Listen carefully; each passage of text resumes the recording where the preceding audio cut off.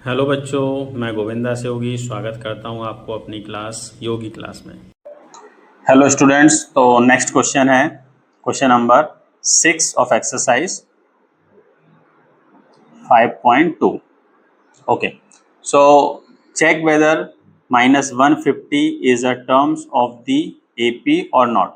यहाँ पे एक एपी दिया हुआ है और हमें चेक करना है कि -150 is the terms of this AP और नॉट। ये हमें इसको फाइंड आउट करना है। So it's very simple solution. जो हमें फॉर्मूला क्या है वो फॉर्मूला तो हमें पता होना चाहिए ए एन का। A N is equal to A plus N minus one into D. तो ये फॉर्मूला हम इसमें यूज़ करेंगे। ओके, तो ये फॉर्मूला यूज़ करने के बाद इसके लिए हमें चाहिए क्या क्या है। तो पहले तो हमें ए एन चाहिए। तो ए एन तो उन्होंने दिया हुआ है कि -150। ए एन इज इक्वल टू -150 है, ये उन्होंने बोला है। तो हमें चेक करना है कि ये इस एपी का टर्म है या नहीं। तो उसके लिए हमें क्या निकालना है, एन निकालना है। तो एन निकालना है। इसमें ए क्या दिया हुआ है, A means first term is 11 here and then D we have to find out. D we will find out subtract the a2 minus a1। तो a2 माइनस a1 करेंगे तो 8 माइनस 11 करना है और इसका आंसर आएगा -3। और दूसरा हमें क्या निकालना है, इसमें निकालना है एन। एन हमें नहीं पता कितना है। ओके, तो ये जो हमारे पास चीज़ें दी हुई हैं इससे हम पता करेंगे कि हमारा 150 -150 इस एपी का टर्म है या नहीं। उसके लिए हमें एन निकालना है। ठीक है, तो एन के लिए आपको एक सिंपल कंडीशन होती है कि n should not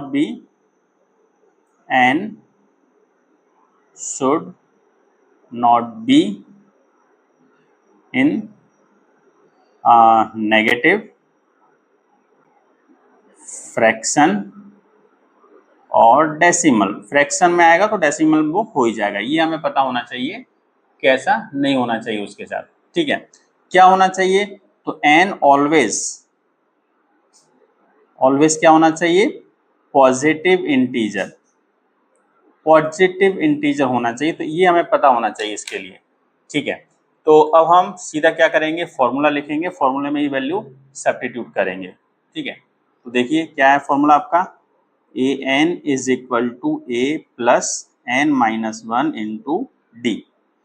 a N जो हमें दिया हुआ है -150 इक्वल टू ए क्या दिया है 11 प्लस एन तो हमें दिया ही नहीं है बच्चों इसमें, और डी दिया हुआ है, हाँ डी हमने निकाला है -3।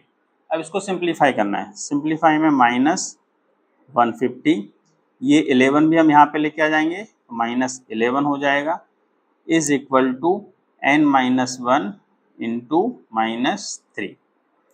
ये हो गया आपका -161 is equal to n minus one into -3। Simple है। अब हम इसको भी इसके नीचे ले सकते हैं या तो हम इसको सिंप्लीफाई भी कर सकते हैं मल्टीप्लाई करने के बाद। ठीक है, तो जैसी आपकी मर्जी हो आप कर सकते हैं। -161 इज इक्वल टू मल्टीप्लाई करके सिंप्लीफाई कर दो -3n प्लस 3। अब ये +3 इस साइड आएगा तो -161 प्लस 3 आएगा तो -3 इज इक्वल टू -3n। अब हमें तो n निकालना है, ये हो जाएगा -164। -3 मल्टीप्लाई में है तो इसके नीचे आ जाएगा ये -3 इज इक्वल टू, आगे आएगा ये इज इक्वल टू n। अब सिंपली हमें क्या करना है, माइनस माइनस कैंसिल हो गया तो n की वैल्यू कितनी आई है, n की वैल्यू हमारी आ रही है, ये फ्रैक्शन में डिवाइड होगा तो 54.67 अराउंड कुछ ऐसा आ रहा है ना, ये वैल्यू आ रही है हमारी। तो हम क्या कह सकते हैं इसके लिए हम सिंपली कहेंगे therefore -150 is not a term of the V1 AP। ये आपका आंसर हो गया। तो सिंपल हम इसमें ध्यान रखना है कि n हमारा कैसा होना चाहिए, सिर्फ positive integers, negative fraction decimal ऐसा कुछ नहीं चलेगा। ओके, तो थैंक यू बेटा। अगर बच्चों एक्सप्लेनेशन अच्छा लगा है तो लाइक कीजिए, कमेंट्स कीजिए, अपने दोस्तों के साथ शेयर कीजिए। Thank you.